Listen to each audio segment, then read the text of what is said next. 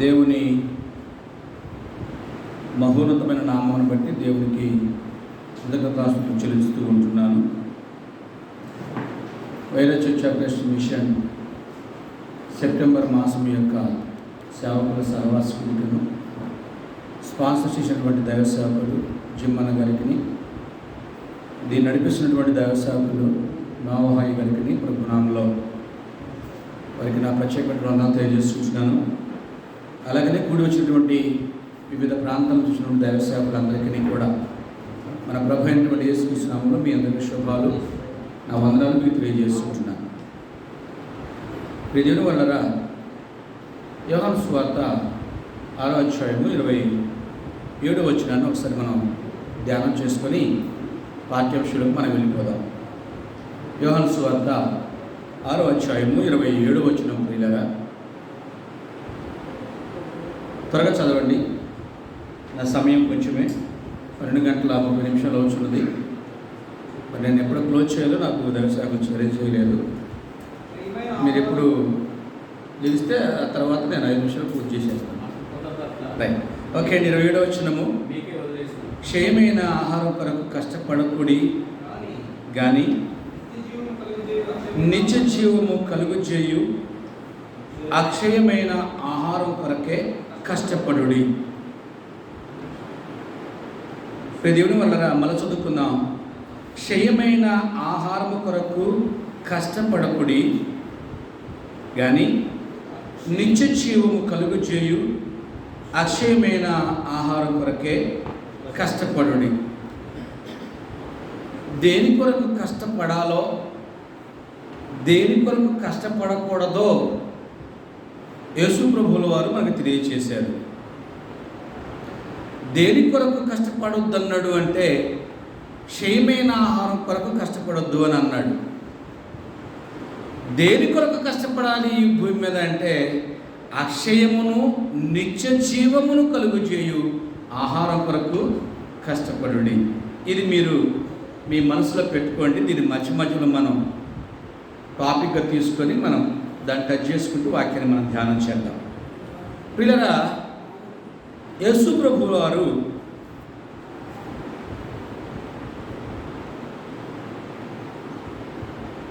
యూదయ, గలిలయ, సమరయ దేశాలలో సంచరిస్తూ సువార్తను ప్రకటన చేస్తూ ఆయన సమరయ ప్రాంతానికి వచ్చినటువంటి సందర్భం. ప్రియులారా, ఆయన ఈ ప్రాంతాలన్నీ తిరుగుతూ సువార్తను బోధిస్తూ సమరయలోకి వచ్చినప్పటికల్లా ఆయన బాగా అలసిపోయాడు. అలాగని మనకు వాక్యం కనిపిస్తూ ఉంది. యోహాను సువార్త 4వ అధ్యాయం ఒకసారి మనం అధ్యయనం చేద్దాం. యోహాను సువార్త 4వ అధ్యాయంలో మనకు కనబడుతుంది. 4వ వచనంలో ఆయన సమరయ మార్గమున వెళ్ళవలసి వచ్చిన గనుక యోహాను తన కుమారుడైన యాకోబు తన కుమారుడైన యోసేపుకి ఇచ్చిన భూమి దగ్గరనున్న సమరయలోని సుకారు అని ఒక ఊరికి వచ్చెను. అక్కడ యాకోబు బావి ఉండెను గనుక యేసు ప్రయాణము వలన అలసి ఉన్న రీతినే ఆ బావి యొద్ద కూర్చుండెను. అప్పటికి ఇంచుమించు 12 గంటల ఆయనను వ్రాయబడింది. నా మైండ్లో 4-5 మెసేజ్లు ఉన్నాయి. ఈ రోజుకి ఏం చెప్పాలని. నోవా గారు రాత్రి ఫోన్ చేసినప్పుడు నేను సాయంకాలము సార్ ఏం చెప్తున్నారు అంటే ఏమో సార్ తెలియదు, ఏం చెప్తాను అనుకున్నాను. నేను చెప్పలే ఏం చెప్తాను, లోపల గజిబిజి ఉన్నాయి, ఏం చెప్తాను సార్ తెలియదు. ఇక్కడికి వచ్చిన తర్వాత ఒక విషయం గుర్తొచ్చింది. ఏంటి అంటే నేను ఈ విషయం గురించి మాట్లాడుకుందామని నేను పోయిన నెలలో ఒకసారి మనతో డిస్కషన్ చేసాను దీన్ని. కాబట్టి ఇది చెప్పడం ధర్మం అని నాకు అనిపించి మళ్ళీ ఈ లెసన్ నేను తీసుకోవడం జరిగింది. రైట్, ఇప్పుడు యేసు ప్రభువు వారు ముందుగానే చెబుతున్నాడు. ఆయన యూదయ, గలిలయ దేశముల మీదుగా సమరయ దేశానికి వచ్చాడు, సమరయ ప్రాంతానికి వచ్చాడు. ఆ సమరయ ప్రాంతంలో సుకారు అటువంటి ఒక ఊరికి వచ్చాడు. ఆ ఊరిలో ఉన్నటువంటి ఒక యాకోబు తవ్వించినటువంటి బావి యొద్ద ఆయన కూర్చున్నాడు. దానికి గల కారణం ఏంటో చెబుతున్నాడు 6వ వచనంలో. యేసు ప్రయాణం వలన అలసి ఉన్నాడు అని మాట్లాడుతున్నాడు. రైట్, ఇప్పుడు అలసి ఉన్నాడు, బావి ఎదురు కూర్చున్నాడు. వీళ్ళరా 8వ వచనం ఒకసారి మనం ఆలోచన చేస్తే, 4వ అధ్యాయం 8వ వచనంలో ఆయన శిష్యులు ఆహారము కొనుటకు ఊరిలోనికి వెళ్ళియుండిరి. యేసుప్రభుల వారు బావి ఎదురు కూర్చున్నాడు, ఆయన అలసిపోయి ఉన్నాడు. ఇప్పుడు శిష్యులు యేసుప్రభు వారు వదిలిపెట్టి ఎక్కడికి పోయారు? ఊర్లోకి వెళ్ళారు. అంటే ఎక్కడికి? సుకారు అనే ఊళ్ళోకి వెళ్ళారు, లేదా యోదయలోకి వెళ్ళారు, సమరయలోకి వెళ్ళారు. ఇప్పుడు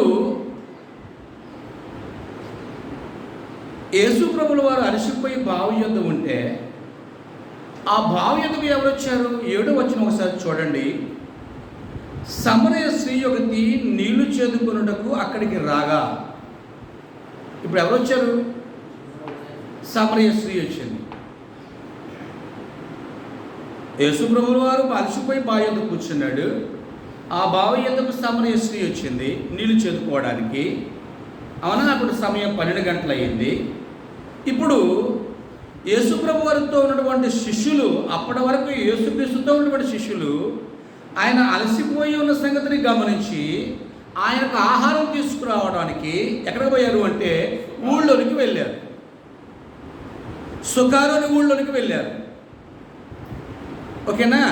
ఇప్పుడు యేసుప్రభుల వారికి అలాగే ఆ సమరయ స్త్రీకి మధ్యలో ఉన్నటువంటి సంభాషణ మనందరికీ తెలిసిందే. అది మీకు అందరికీ తెలుసు. దీని మీద చాలాసార్లు మనమే చాలా ప్రసంగాలు చేసి ఉంటాం దీని మీద. కాబట్టి నేను దాని జోలికి వెళ్ళడం లేదు, అక్కడ సమయం కొంచెం కనుక. ఇప్పుడు ఇంకొక వచనం నేను మీకు జ్ఞాపకం చేస్తాను, చూడండి. 4వ అధ్యాయము 28వ వచనం ఒకసారి చూద్దాం. అంటే 27వ వచనం కూడా చూద్దాం ఒకసారి, చూడండి. ఇంతలో ఆయన శిష్యులు వచ్చి, ఎంతలో అంటే ఈ మధ్య డిస్కషన్ ఉంది. ఎవరెవరికి మధ్య? సమరయ స్త్రీకి యేసుప్రభుల వారికి. సమరయ స్త్రీని అడిగాడు యేసుప్రభుల వారు, నాకు వచ్చి దాహం ఇమ్మని అడిగాడు. ఆమెమో మాకు సాంగత్యం లేదు కదా, నేను ఎలాగ మీకు నీళ్ళు ఇవ్వాలని అడిగింది. అమ్మ, నేను నీళ్ళు అడుగుతున్నవాడు ఎవరో నీకు తెలిస్తే నువ్వు ఇలాగ మాట్లాడవు, కాబట్టి నా దగ్గర జీవజలం ఉందని యేసుప్రభు వారు అన్నాడు. అయ్యా, నేను చేరుకోవాలన్నా రావాలన్నా చాలా దూరంగా ఉంది, నాకు అది ఇచ్చే చాలు, ఇంకెప్పటికీ ఈ బాధ నాకు తప్పిద్దని ఆమె అన్నది.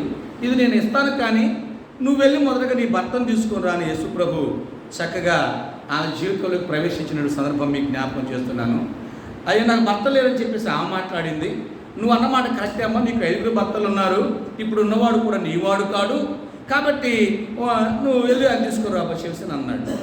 ఇప్పుడు ఈ స్త్రీ ఒకసారిగా ఆశ్చర్యపోయి, ఈయన ఎవరో నా జీవితాన్ని మొత్తము స్టడీ చేసినటువంటి వాడు, ఈయన మామూలు విషయం కాదు, నేను నా జీవితం అంతా కూడా తెలిసి మాట్లాడుతున్నాడు, బహుశా ఈయన మెస్సయ్యా అనేటువంటి ఆలోచనకి వెళ్ళిపోయింది ఆమె. ఎందుకంటే వాళ్ళిద్దరి మధ్య ఉన్న డిస్కషన్ అలాగ తీసుకొచ్చింది. ఇప్పుడు యేసుప్రభు చెబుతున్న సంగతులన్నీ ఆ సమరయ స్త్రీ విన్నది పోయిలారా. అవునా? ఈ డిస్కషన్ అంతా కూడా వాళ్ళిద్దరి మధ్యలో నడుస్తూ ఉంది. ఇప్పుడు 27వ వచనం మనం చూస్తున్నాం పిల్లరా. 25వ వచనం చూడండి. ఆ స్త్రీ ఆయనతో, క్రీస్తునప్పుడైన మెస్సయ్య వచ్చునని నేను ఎరుగుదును, ఆయన వచ్చినప్పుడు మాకు సమస్తము తెలియజేయని చెప్పగా, అంటే దాదాపుగా ధర్మశాస్త్రం అంతా కూడా ఏమకు తెలుసున్నది. అప్పుడు యేసు అంటున్నాడు, నీతో మాట్లాడుచున్నవాడు ఆయనే, నేనే అని అన్నాడు యేసు ప్రభువు. ఎస్, ఒకసారిగా షాక్లోకి వెళ్ళిపోయింది. నేను ఊహించింది ఇది కరెక్టే అని చెప్పేసి ఒకసారిగా ఏదో ఉందో ఒకసారి చూద్దాం. 27వ వచనం చూడండి. ఇంతలో ఆయన శిష్యులు వచ్చి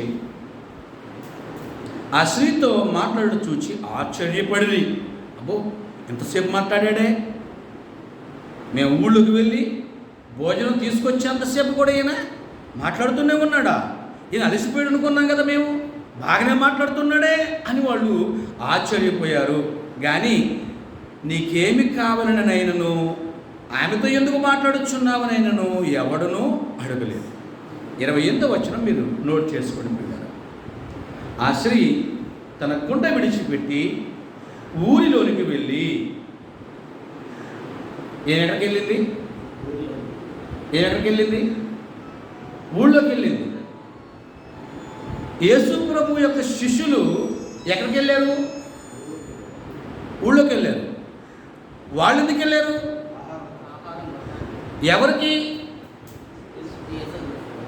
ఎవరికి ఆహారం? యేసుక్రీస్తు ప్రభుల వారికి. ఇప్పుడు అలసిపోయింది ఎవరు? యేసు ప్రభు వారు. వీళ్ళు ఎందుకు పోయారు? ఊళ్ళోకి ఎందుకు పోయారు? వీళ్ళు ఆహారం కోసం పోయారు. ఎవరికి? యేసు ప్రభు వారికి. ఓకేనా? ఇప్పుడు ఏమి కూడా వెళ్ళింది. ఎక్కడికి వెళ్ళింది? ఊళ్ళోకి వెళ్ళింది. వాళ్ళు ఎక్కడికి వెళ్ళారు? ఊళ్ళోకి వెళ్ళారు. వాళ్ళు వెళ్ళిన కారణం ఏంటి? ఆహారం కోసం. ఏమి వెళ్ళిన కారణం ఏంటి? ఊళ్ళోకి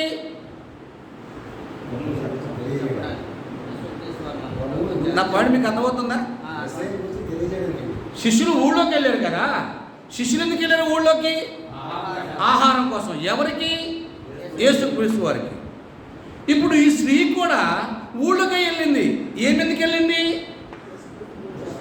ఇప్పుడు చూడండి ఏమెందుకు వెళ్ళిందో 29వ వచనం చూడండి. మీరు వచ్చి నేను చేసినవన్నీ నాతో చెప్పిన మనుషుని చూడుడి, ఈయన క్రీస్తు కాడా అని ఆ ఊరి వారితో చెప్పగా. అంటే ఏమెందుకు వెళ్ళింది? యేసుక్రీస్తు మెస్సయ. ఇదిగో యేసుక్రీస్తు మెస్సయ వచ్చాడు. ఆయన నా జీవితం గురించి మొత్తం చెప్పేశాడు. నా బ్రతుకంతా ఎరిగినవాడు ఆయన. ఇదిగో మనం ఏ మెస్సయ కోసం అయితే ఎదురు చూస్తున్నామో ఆ మెస్సయ వచ్చాడు, రండి అని ఊరు వారందరికీ చెప్పి ఊరు వారందరూ తీసుకొని యేసు యొద్దకు తీసుకొచ్చింది. వాడు 30వ వచనం చూడండి. వారు ఊరిలో నుండి బయలుదేరి ఆయన యొద్ద. వారంటే ఎవరో? ఊరి వాళ్ళకి చెప్తే ఊరు వాళ్ళందరూ బయలుదేరి యేసుక్రీస్తు వారి యొద్దకు వచ్చారు. యేసుక్రీస్తు వారితో మాట్లాడుతున్నారు. ఈ మాట్లాడుతున్న సందర్భాన్ని చూసి శిష్యులు ఆశ్చర్యపోయారు. ఇది విషయం అక్కడ. రైట్. ఇప్పుడు మళ్ళా పాయింట్కి వస్తున్నాను నేను. యేసుప్రభు శిష్యులు ఎంతమంది? 2 మంది కదా. వాళ్ళు ఎందుకు వెళ్ళారు? భోజనానికి వెళ్ళారు. ఆహారం కోసం వెళ్ళారు. యేసుప్రభు శిష్యులు 12 మంది అయినప్పుడు యేసుప్రభు ఒక్కడికి ఆహారం తీసుకురావడం కోసం 12 మంది వెళ్ళాలా?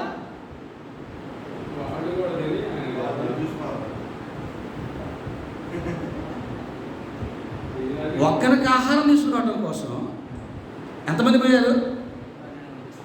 నా చిన్నప్పుడు ఒక సినిమా చూసాను నేను, పరమానంద శిష్యుల కథ అని.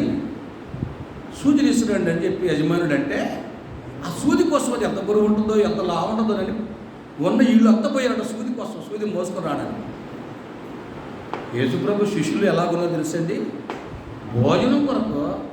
ఏమండి, యేసుప్రభు అలసిపోయి ఉన్నాడు కదా, బాధ్యత ఉన్నాడు కదా, ఆయన ఒక్కడే ఉన్నాడు కదా. ఏమండి, అసలు యేసుప్రభువుని శిష్యుని ఏర్పాటు చేసుకోవడానికి కారణం ఏంటి?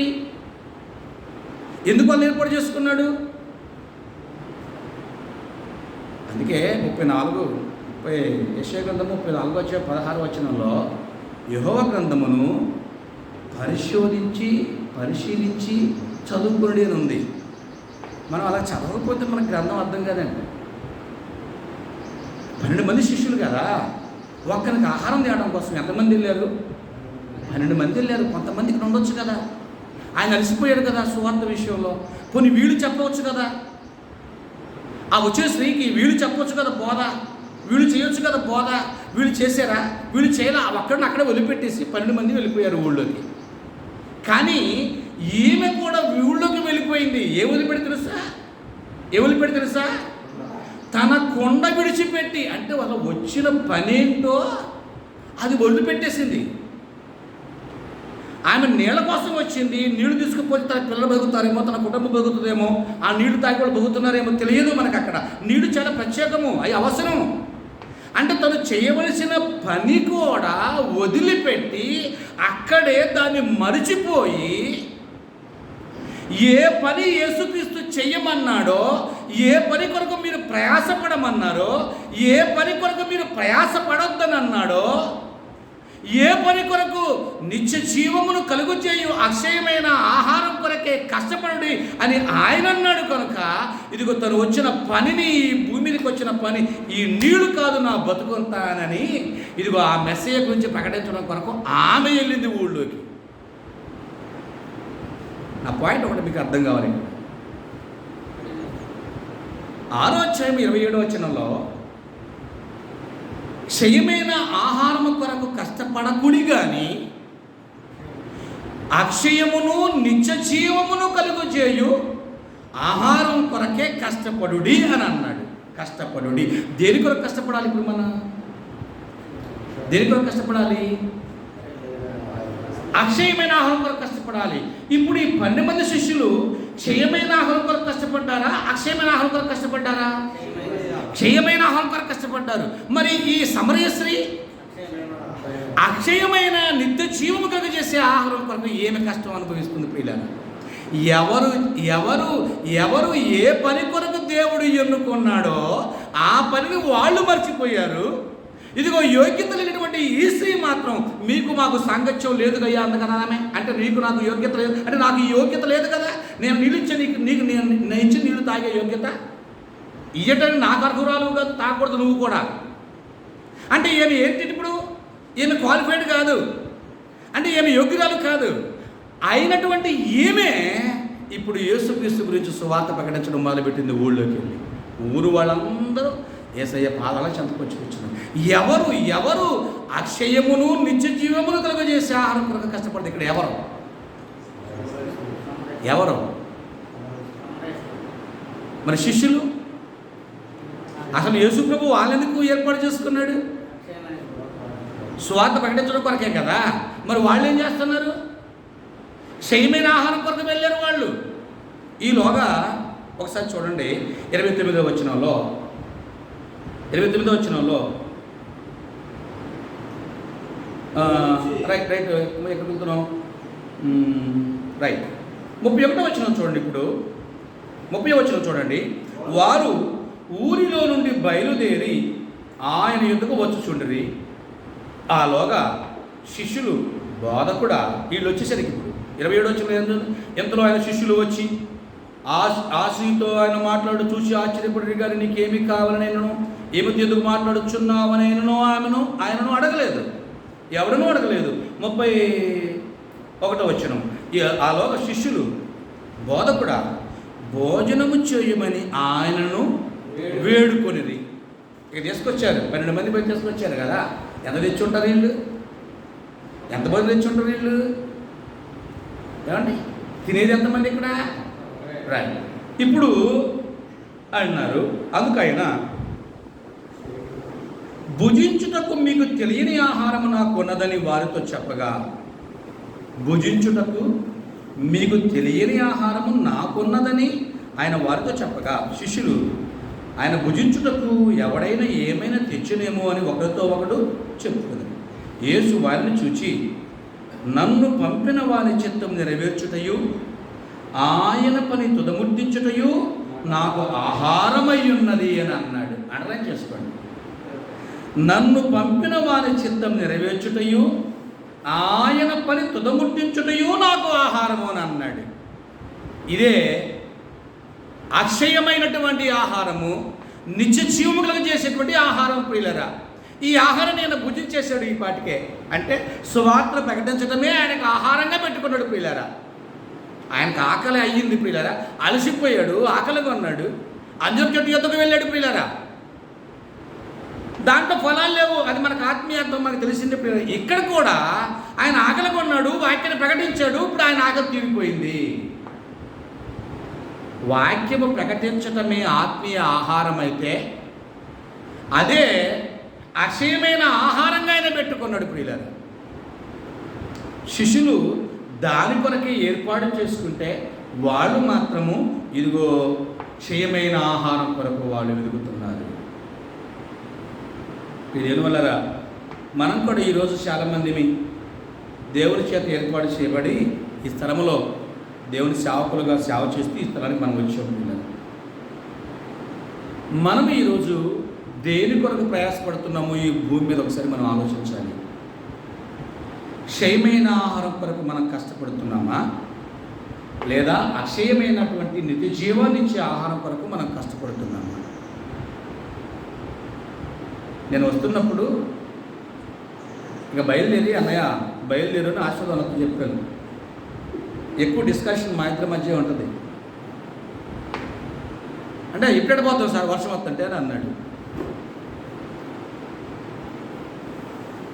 విడపోతాం సార్ వర్షం వస్తుంటే అని అన్నాడు. అంటే అన్నయ్య ఏం కాదు, నువ్వు బయలుదేరు, నేను తడవకుండా తీసుకుపోతాలే అని అన్నా. నేను ఓ భలే కొందిలే, నువ్వైతే కోట్లు సూట్లు బూట్లు వేసుకుని వెళ్ళిపోతావు, నేను వెనక అవిగిరి కూర్చోవాలిగా నీ బండి మీద, నేను దొడుతా నువ్వు దడవు, నన్ను అక్కడ తీసుకెళ్తావు, నువ్వు భలే ఉన్నది, నాకు జ్వరం వచ్చిద్దని అన్నాడు. నువ్వు వెళ్ళే పని ఎవరిది? సర్వశక్తి గల దేవుడు. ఇదే కదా నువ్వు చెప్పేది. ఏ దేవుడు? సర్వశక్తి గల దేవుని పని యాజకుడిని కదా అని నేను చెప్పుకుంటావు కదా. మరి నువ్వు ఆ సర్వశక్తి గల దేవుడు నువ్వు ఎలాగొచ్చావో ఆయన తెలియదా? నీకు రోగం కలుగ చేసేవాడేవాడు ఆయన తెలియదా? నీకు గాయం మాన్పేవాడేవాడు? గాయం రెట్టించేవాడెవరు? గాయం చేసేదెవరు? గాయం మాన్పేదెవరు? ఆయన తెలియదా? నువ్వు ఎలాగొస్తున్నావు ఇక్కడికి? ఒకవేళ అన్యాయంగా నిన్ను నా వెనక బండి మీద కూర్చోబెట్టుకొని నేను షట్టర్లు వేసుకొని తడవకుండా నేను వస్తే నన్ను చూడలేదా దేవుడు? నిన్ను చూసే దేవుడు చూడలేదా? బయలుదేరానంటే నా మాట నమ్మలా అని పెట్టేసాడు. ఈలోగా 5 నిమిషాల్లో అన్న ఆటో వచ్చింది, ఆటో చూపి ఇంటి ముందు పెట్టావు. బయటకు వచ్చి అన్నాడు, నువ్వు వస్తావని నేను అనుకోలేదు అని అన్నాడు. నేను అన్నా నువ్వు సర్వాధికారి అయిన దేవుని యొద్దకు వెళ్తున్నావు అన్న సంగతికి తెలియదా? ఇది ఎవరి పని? దేవుని పని కదా, సర్వశక్తిమంతుడు కదా ఆయన. ఆ దేవుని పనికి వెళ్తున్నప్పుడు నేను ఎలా చేసుకోవాలి ఆయన తెలియదా? ఎందుకన్నా నీకు ఇంత అనుమానము? మనం కూడా యేసు ప్రభు ఎలాగైతే తన శిష్యుల్ని సేవ కొరకు, సువార్త ప్రకటన కొరకు ఎన్నుకున్నాడో, ఈరోజు మనం కూడా దేవుని చేత ఎన్నుక చేయబడినటువంటి వాళ్ళం. మనం ప్రత్యేకితమైనటువంటి జనాంగం. మనం ఇందుకొరకే బైబిల్ పట్టుకొని తిరుగుతున్నటువంటి వాళ్ళం. మనకి ఏం పని? ఇదే పని. ఈ స్థితిలో ఉన్నటువంటి మనమ ప్రియులారా, ఇంకా శిష్యుల్లాగా, యేసుప్రభు శిష్యుల్లాగా, అంటే ఆ తర్వాత వాళ్ళు పశుతత్వం పొందుకున్న తర్వాత వాళ్ళు తమ ప్రాణాలు సైతం అర్పించరు, అది డిఫరెంట్ కూడా, ఆ తర్వాత విషయం కాదు. అంటే ఇప్పుడు ఉన్న సందర్భాల గురించి మాట్లాడుతున్నాను ఇక్కడ. అంటే ఇప్పటికీ ఆ సందర్భంలో యేసుప్రభు శిష్యులు ఎలాగున్నారో మనం కూడా ఇంకా అలాగే ఉన్నామా, లేదా అది ఆ సమరయ స్త్రీలాగేమో మనం ఉన్నామా? క్షయమైన ఆహారం కొరకే ఇంకా ఇప్పటికి కూడా స్టిల్ ఎట్ ప్రజెంట్ ఇప్పటికీ కూడా క్షయమైన ఆహారం కొరకు కష్టపడే వాళ్ళముగా మనం ఉన్నామా అని అదే చెప్పా. అన్న ఇప్పుడు నీ పొలం ఆడ వరద పట్టిందంటే కనుక పోయి చూడవన్న వర్షంలోనైనా కట్టని పగలు తీయవ నీళ్ళు పోవాలని. ఏం దానికైతే వెళ్తావు కానీ దీనికైతే రావా అని అన్నానా నేను ఆయన్ని. క్లాస్కి వచ్చినప్పుడు సార్ డిస్కషన్ అంతా దానికి వెళ్తావు కదా తడుచుకుంటా, మరి దీనికి ఎందుకు రావు తడుచుకుంటా?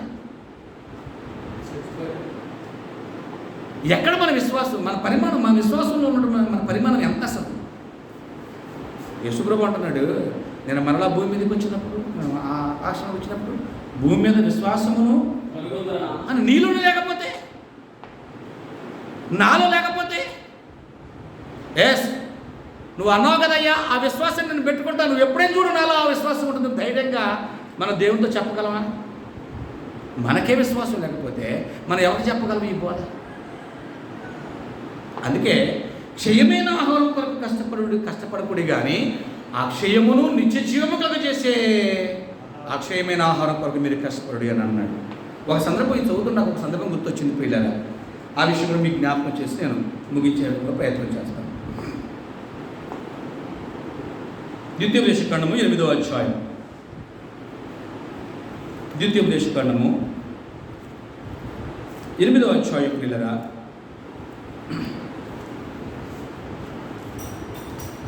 ద్వితీయోపదేశకాండము 8వ అధ్యాయము మొదటి 3 వచనాలు ఒకసారి మనం ధ్యానం చేసుకుందాం.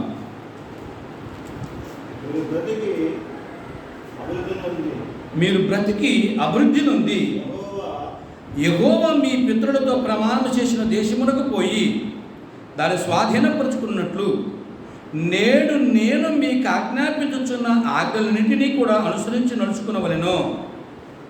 మరియు నీవు ఆయన ఆజ్ఞలు కైకొందువో లేదో నిన్ను శోధించి నీ హృదయములో నున్నది తెలుసుకున్నటకు నిన్ను అణచు నిమిత్తము.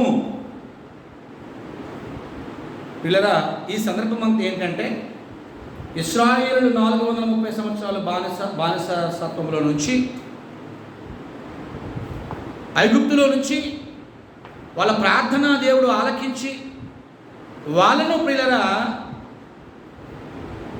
విడుదల చేసి ఆ ఐగుప్తు బానిసత్వంలో నుంచి విడుదల చేసి మోషే యొక్క నాయకత్వంలో ఇశ్రాయేలు ప్రజలందరినీ కూడా మోషే తీసుకుని వస్తున్నాడు. వాళ్ళు అరణ్య మార్గంలో ప్రవేశం ప్రియులరా, ఎర్ర సముద్రం దాటారు, అరణ్య మార్గంలోకి వచ్చారు. ఇప్పుడు ఇక్కడ చూడండి, ఒక వండర్ఫుల్ వర్డ్ నేను మీకు పరిచయం చేస్తాను. ఒకసారి చూడండి, 2వ వచనము. మరియు నీవు ఆయన ఆజ్ఞల్లో కైపొందువో లేదో నిన్ను శోధించి నిన్ను శోధించి నీ హృదయంలో నన్ను తెలుసుకున్నటకు నిన్ను అణచు నిమిత్తమును అరణ్యంలో ఈ 40 సంవత్సరములు నీ దేవుడైన యెహోవా నిన్ను నడిపించిన మార్గమంతటిని జ్ఞాపకము చేసుకొనుము. రైట్. ఇకపోతే 3వ వచనం చాలా జాగ్రత్తగా చూడండి. ఆహారము వలననే గాక యెహోవా సెలవిచ్చిన ప్రతి మాట వలన నరులు బ్రతుకుదురని నీకు తెలియజేయుటకు. దేని వల్ల కాక? ఆహారం వల్ల మాత్రము కాదు, దేవుని ప్రతి మాట వలన, యెహోవా సెలవిచ్చిన ప్రతి మాట వలన నరులు బ్రతుకుదురని నీకు తెలియజేయుటకై ఆయన నిన్ను అణచి, ఇక చూడండి, ఆయన నిన్ను అణచి నీకు ఆకలి కలుగజేసి, ఆకలి కలుగజేసి ఆకలి కలుగజేయటం ఏంటండి? ఆకలి కలుగజేయటం ఏంటి? నీవే కానీ నీ పితరులే కానీ ఎన్నడెరుగని మన్నాతో నిన్ను పోషించను అని అన్నాడు. నాకు ఇక్కడ అర్థం కాని పాయింట్ ఏంటంటే ఆకలి కలగజేయటం ఏంటి? ఆకలి లేదా వాళ్ళకి? అంతకుముందు అన్నం తినలేదా? ఇప్పుడు ఏమైందంటే ఆకలి రెట్టింపు అయిపోయిందంట. ఎందుకు అలాగైంది అని అంటే ఆహారం వల్ల మాత్రము కాదు కానీ యెహోవా సెలవిచ్చిన ప్రతి మాట వల్ల నరుడు బ్రతుకుతారని వీళ్ళకి అర్థం కావాలి.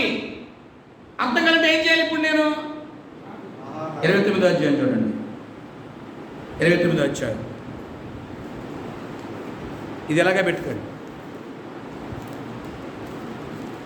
29వ అధ్యాయం పిల్లలు, ద్వితీయోపదేశకాండము 29వ అధ్యాయము 4వ వచనం చూడండి. 4వ వచనము. ఆయనను 29వ అధ్యాయం 4వ వచనము. ఆయనను గ్రహించు హృదయమును, చూచు కనులను, విను చెవులను యెహోవా నేటి వరకు మీకు ఇచ్చి ఉండలేదు. 5వ వచనం. నేను మీ దేవుడైన యెహోవానని మీరు తెలుసుకున్నట్లు 40 సంవత్సరంలో నేను మిమ్మల్ని అరణ్యంలో నడిపించి తిని.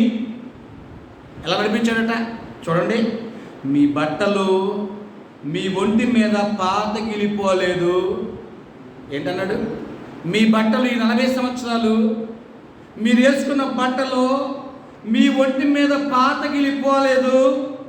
మీ చెప్పులు మీ కాళ్ళకు పాతగిలిపోలేదు. ఏంటట? మీరు వేసుకున్న చెప్పులు అరిగిపోలేదు, ఊడిపోలేదు, అవి పాతవి కాలేదు. మీ కాళ్ళకున్న చెప్పులు ఎలాగుంటే ఇక మీ ఒంటి మీద ఉన్న బట్టలో వాటికి కూడా ఎక్స్పెక్టెడ్ లేదు. అవి పాతగిలి లేదు, అవి కూడా నశించిపోలేదు.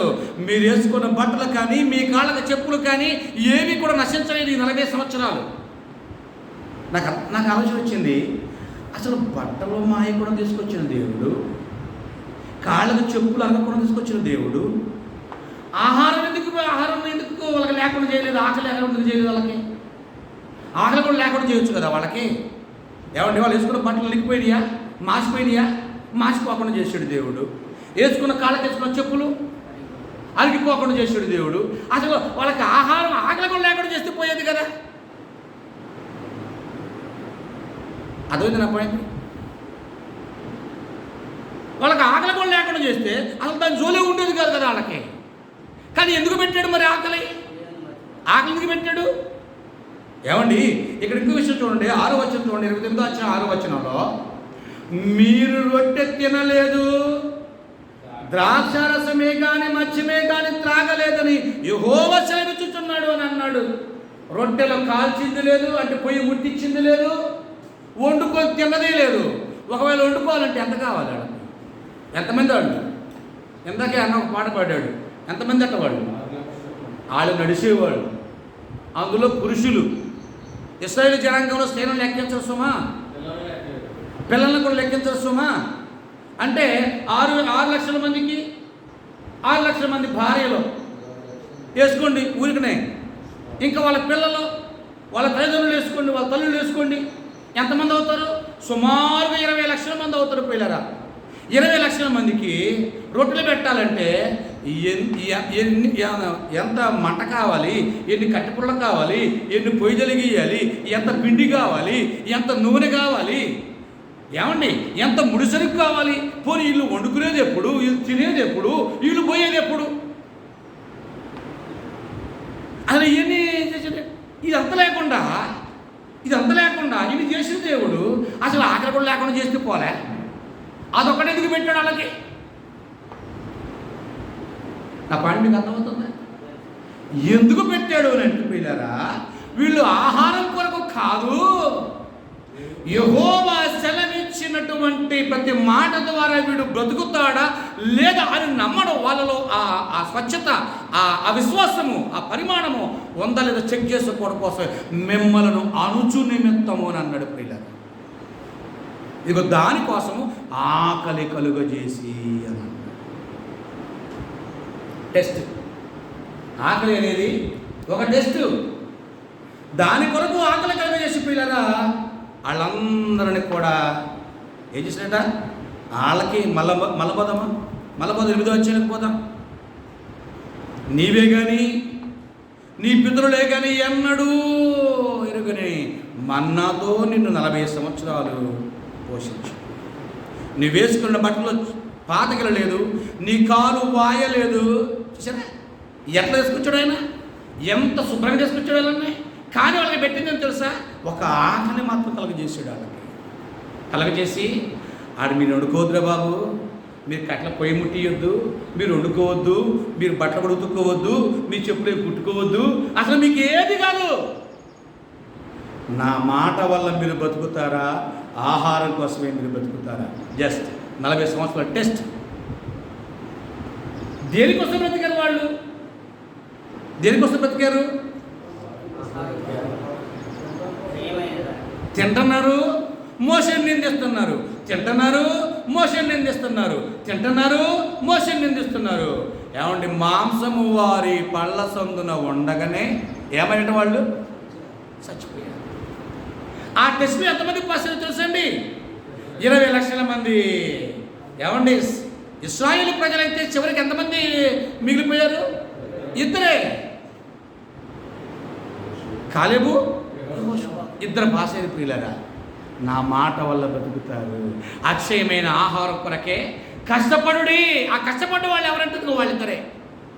మిగతా వాళ్ళంతా ఏమైపోయారు అంటే ఈ సంబంధమైనటువంటి ఈ లోక సంబంధమైనటువంటి ఆహారము, క్షయమైన ఆహారం కొరకు కష్టపడి 40 సంవత్సరాలు తిని మాంసము వాళ్ళ పళ్ళ సందులో ఉండగానే వాళ్ళు చచ్చిపోయారు. ఎందుకు అంటే తినటం కోసమే బ్రతికారు కనుక. దేవుడి సేవకులారా, దేవుని కొరకు దేవుని కుమారుని యొక్క రాజ్య సువార్త ప్రకటించుట కొరకు దేవుని చేత ఎన్నుకోబడిన ప్రజలు మనం, ఎన్నుకోబడినటువంటి ఆయన శిష్యులు మనం. ఈరోజు మన పరిస్థితి ఎలాగుంది? ఈరోజు మన పరిస్థితి ఎలాగుంది? ఇంకా క్షేమైన ఆహారం కొరకు కష్టపడుతున్నామా? ఇదిగో ఇశ్రాయేలు ప్రజలలాగా క్షయమైన ఆహారం కొరకు బతుకుతున్నామా? లేదా నిత్య జీవము కొరకు చేసే అక్షయమైన ఆహారం కొరకు బతికే వాళ్ళంగా మనం ఉన్నామా? మనం ఏ స్థితిలో ఉన్నాం? జస్ట్ మనం టెస్ట్. 40 సంవత్సరాలు ఇశ్రాయేలు టెస్ట్ అయితే ఇదిగో మనకు టెస్ట్. ఇప్పుడు మనము దేని కొరకు బ్రతుకుతున్నాము?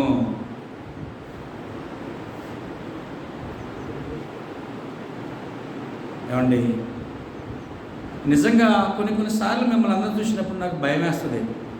కొన్ని సందర్భాలలో మీ విశ్వాసాన్ని చూసినప్పుడు నాకు చాలా ఆశ్చర్యం కలిగిపోయింది. ఎక్కడి నుంచో, ఎక్కడ రామానగరం అండి, ఎప్పుడు బయలుదేరి ఉండాలి ఈ వర్షంలో. జాన్సుందరం గారు, ఇంకా జాన్కోటయ్య గారు ఎప్పుడు బయలుదేరి ఉండాలి. వాళ్ళు ఏ టైంకి బయలుదేరితే వాళ్ళు ఇక్కడ 10 గంటలు రీచ్ కాగలరు. వాళ్ళు ఇక్కడున్న వాళ్ళని మనం రావడానికి ఇబ్బంది పడుతున్నాం. కానీ ఎక్కడి నుంచో మనకంటే 4 రెట్లు దూరం వాళ్ళది. తల్లాడి నుంచి అయితే 4 రెట్లు దూరం వాళ్ళది. అంతమంది విశ్వాసాలు చూసినప్పుడు నాకు ఆశ్చర్య వేసిపోయింది. ఇక్కడ ఏమైనా ఉందా? పోనీ ఇక్కడ ఏమైనా ఉందా? నోసరి ఏమన్నా మనందరికీ జేబులలో డబ్బులు నింపి పంపుతున్నారు. ఇక్కడ రాకపోతే అవి రావేమో బాగా ఏమైనా ఉందా? ఏమీ లేదు. ఏముందల్ల ఇక్కడంటే వైరల్ చిత్రప్రేస్ మిషన్లో ఏముందంటే అక్షయమును నిత్య జీవమును కలుగ చేసేటువంటి పని, ఆ జీవాహారం ఇక్కడ మీకు పంచిపెట్టే కార్యక్రమం ఉంది. కాబట్టి మనం ఆలోచించాలి పిల్లరా. అందుకే యేసుప్రభు అన్న మాటలో నాకు ఇంకా ఆశ్చర్యకరం చేస్తున్నాయి పిల్లరా. చూద్దాం ఒకసారి యోహాను సువార్తలో ఆయన మాటలు మనం ఆలోచన చేస్తే చూద్దాం ఒకసారి. 4వ అధ్యాయంలో 34వ వచనంలో యేసు వారిని చూచి, నన్ను పంపిన వారి చిత్తము నెరవేర్చుటయు ఆయన పంపిన తన దేవుడైతే మరి నిన్ను పంపింది ఎవరు? యేసు ప్రభువును పంపిన తండ్రి దేవుడైతే మరి నన్ను పంపింది ఎవరు? నన్ను పంపింది కూడా ఈ లోకానికి ఆ తండ్రి కాదా? మరి నన్ను కూడా ఆ తండ్రి పంపితే, ఆ తండ్రి చేత పంపిన యేసుక్రీస్తు వారు అంత పని చేస్తే, అదే తండ్రి చేత పంపిన మనము పిల్లరా ఎంత పని చేస్తున్నాం ఈ భూమి మీద దేవుని కొరకు?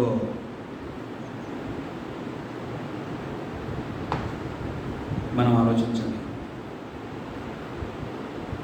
నన్ను పంపిన వారి చిత్తం నెరవేర్చుటయు, ఆయన పని తుదముట్టించుటయు, ఆయన పని ఆయన నీకు ఇచ్చిన పని, యేసుక్రీస్తుకి ఇచ్చిన పని తుదముట్టించేశాడు. ఎక్కడ? సిలువలో. తండ్రి సమాప్తమైంది, నువ్వు నాకు ఇచ్చిన పని అంతా సమాప్తమైంది. తన ఆత్మను దేవునికి అప్పగించేశాడు, ప్రాణం విడిచేశాడు. ఈరోజు నీకు నాకు ఇచ్చిన పని ఇంకేమైనా మిగిలిపోయిందా? క్వశ్చన్ మనకిది. దేవుడు నాకు ఇచ్చిన పని ఇంకేమని నేను మిగిల్చానా? ఒకవేళ దేవుడు నన్ను ఈరోజు తీసుకుంటే నా పరిస్థితి ఏంటి ఈ భూమి మీద? నేను బ్యాలెన్స్ ఉంచిపోతే ఈ బ్యాలెన్స్ పని ఎవరు చేస్తాడు? ఏమైనా మనకు ఆలోచన ఉందా? ఈనాటి సేవకులకు అది ఉందా? అందుకని ఇందాక సహోదరులు శ్రీనివాసరావు గారు నాకన్నా ముందు బోధించారు. ఎవరి తిమోతి పత్రిక 2 తిమోతి పత్రిక 2వ అధ్యాయం 15వ వచనము, దేవుని ఎదుట యోగ్యునిగాను, సిగ్గుపడక్కలేని పనివానిగాను, సత్యవాక్యంలో సరిగా వివరించువానిగాను నీకు నీవే యోగ్యునిగా ఉన్నావు లేదా చెక్ చేసుకో. ఆ యోగ్యతలో దేవుడు మనల్ని ఏర్పాటు చేసుకుంటే, దేవుడు మనం నమ్మి ఈ పొజిషన్ మనకిస్తే, ఈ పొజిషన్లో మనం ఎంతవరకు దేవునికి మహిమ తీసుకొస్తున్నాం, ఎంతవరకు మనం మన పనిని కంప్లీట్ చేస్తున్నాం, ఒకసారి మనందరం కూడా ఆలోచించబద్దులమై ఉన్నాం. ఎఫెసీ పత్రిక 6వ అధ్యాయం అపోస్తలుడైన పౌలు ఎఫెసీ సంఘం రాసిన పత్రిక 6వ అధ్యాయము 6వ వచనం చూసుకున్న పిల్లరా, 6వ అధ్యాయం 6వ వచనము, మనుషులను సంతోషపెట్టు వారు చేయునట్లు కంటికి కనబడుటకే కాక క్రీస్తు దాసులమని ఎరిగి దేవుని చిత్తమును మనస్పూర్వకముగా జరిగించుచు దేవుని చిత్తమును ఎలా జరిగించాలట? మనస్ఫూర్తిగా చేయాలి. అంటే నీకు నువ్వే దేవునికి సాక్రిఫైస్ కావాలి. నీకు నువ్వే దేవునికి సమర్పించుకోవాలి. సమర్పించుకోకపోతే అమ్మో వాన వస్తుంది, అమ్మో వరద వస్తుంది, అమ్మో ఎండ వస్తుంది, అమ్మో గాలి వస్తుంది, ఇవన్నీ నీకు అడ్డాలే. కానీ ఇవన్నీ ఎవరని చెప్పుకున్నాం మన పోయిన క్లాసుల్లో? ఇవన్నీ ఎవరో? వీళ్ళన్నీ ఎవరో? ఈ గాలి కానీ, నీరు కానీ, నిప్పు కానీ, వాతం, ఇవన్నీ ఎవరని చెప్పుకున్నాం? వాళ్ళందరూ దేవుని దూతలే కదా. వాళ్ళు నీకు అడ్డవా? వాళ్ళు నీకు అడ్డమా? నువ్వు చెబితే నువ్వు దేవుని దూతల కంటే కూడా శ్రేష్టమైన వాడు మన సంగతి నీకు తెలియదా? నువ్వు చెబితే ఆగదా? వాళ్ళందరూ ఎవరు? నీకు సేవకులైన ఆత్మలు కారా? నువ్వు వాళ్ళ మీద అధిపతి చేసే హక్కు, ఆ బాధ్యత, ఆ గొప్ప ఆధిక్యత దేవుడు నీకు ఇవ్వలేదా? ఈ సంగతి మనకు తెలియక ప్రతిదానికి అడ్డం, ప్రతిదానికి అడ్డం. ఎంతకాలం ఇలాగ జీవిద్దాం మనం? ఎంతకాలం ఇలాగ బతుకుతాం మనం? ఇంకా ఏం సాధిస్తాం మనం ఈ భూమి మీద? దేవుని కొరకని ఈ బతుకు మనం బతకకపోతే ఎందుకంటే మన జీవితం చెప్పండి? ఆశయమైన నిత్య జీవంలో చేసే ఆహారం కొరకు మనం కష్టపడకపోతే ఈ భూమి మీద ఎందుకు మన బ్రతుకులు చెప్పండి? ఆయన పని సంపూర్ణం చేయకపోతే ఎందుకు మన బ్రతుకులు చెప్పండి? మనం కూడా వేషధారమే కదా. అందుకే ఇక్కడ అంటున్నాడు, మనుషులు సంతోషపెట్టినట్టు నువ్వు చేయొద్దు సుమా. ఎలాగా? దేవుని సంతోషపెట్టువాడే. అదే అంటున్నాడు అక్కడ.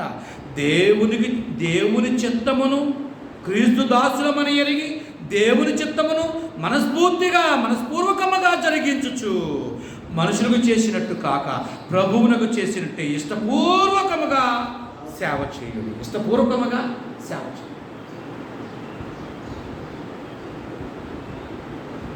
ప్రియదేవుని వల్లరా కొలస్సీ పత్రిక మొదటి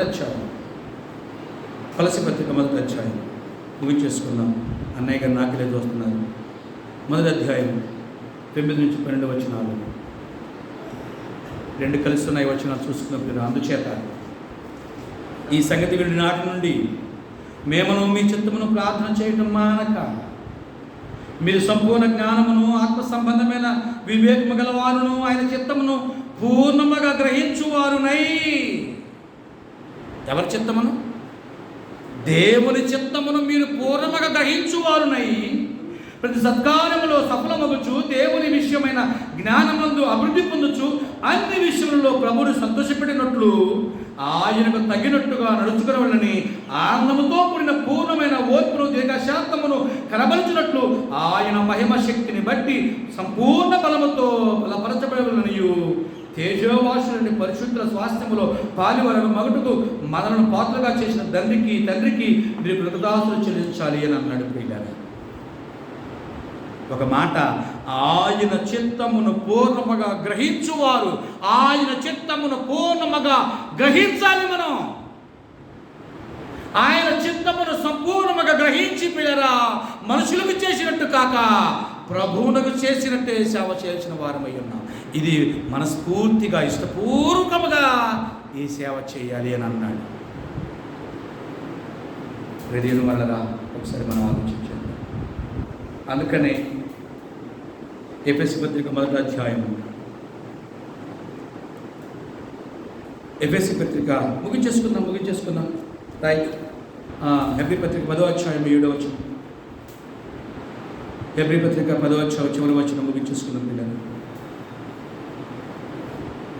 10వ అధ్యాయము 7వ వచనం చూసుకుందాం.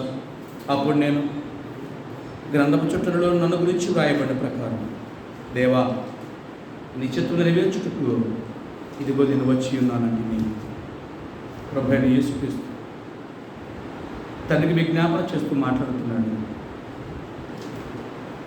దేవా నీ చిత్తం నెరవేర్చుటకే ఇదిగో నేను ఈ భూమి మీదకి వచ్చాను. నా చిత్తం కాదయ్యా, నీ చిత్తం కొరకు ఈ లోకాన్ని వచ్చాను. నీ చిత్తం నెరవేర్చడం కొరకు ఈ లోకాన్ని వచ్చాను. అక్షయమైనటువంటి నిత్య జీవం చేసినటువంటి ఆహారం కొరకు లేదా అది అందుకు అంటున్నాడు. 6వ అధ్యాయం యోహాను సువార్త 27వ వచనంలో క్షయమైన ఆహారం కొరకు కష్టపడకూడదు కానీ నిత్య జీవము కలుగు చేయు అక్షయమైన ఆహారం కొరకే కష్టపడుడి. ఇది ఎక్కడుందట? ఈ ఆహారం ఎక్కడుంది? అది మనుష్య కుమారుడు మీకు ఇచ్చును అని. అది ఎవరి యొద్ద ఉంది? మనుష్య కుమారుని యొద్ద ఉంది. ఏంటిది అది? మన లోతుగా వెళ్తే ఆయన శరీరం అయి ఉండొచ్చు. ఇంకా మనం డెప్త్గా వెళ్తే ఆయన చెప్పినటువంటి మాటలో నేనే మార్గమును సత్యమును జీవమును, ఆయన మాటలో జీవము కలయి. ఇవి ప్రపంచానికి తెలియజేసే గొప్ప బాధ్యత దేవుడు మనకి ఇచ్చాడు. అందుకే యేసుమంటున్నాడు, దేవా నీ చిత్త నెరవేర్చడానికి నేను ఈ లోకానికి వచ్చాను. అది సంపూర్ణం చేశాడు, సమాప్తమైందని ఆయన ఈ లోకానికి మనం కూడా పిల్లగా దేవుడు మనకిచ్చినటువంటి ఈ గొప్ప ఆయుష్కాలంలో మన దేవుడు మనకిచ్చిన పనిని పిల్లల మనస్ఫూర్తిగా సంపూర్ణంగా ఈ భూమిని నెరవేర్చి మన ఆత్మకుడు దేవుడికి అప్పగించుకుందాం. దేవుడు మనం దీవించి ఆశించిన కాక ఈ అవకాశం ఇచ్చినటువంటి శ్రీనన్నయ్య గారికి, మా ప్రియులు వైరస్ వచ్చే మిషన్ డైరెక్టర్ గారు అయినటువంటి నోహా గారికి ప్రత్యేక వందనాలు తెలియజేస్తూ ముగిస్తున్నాం.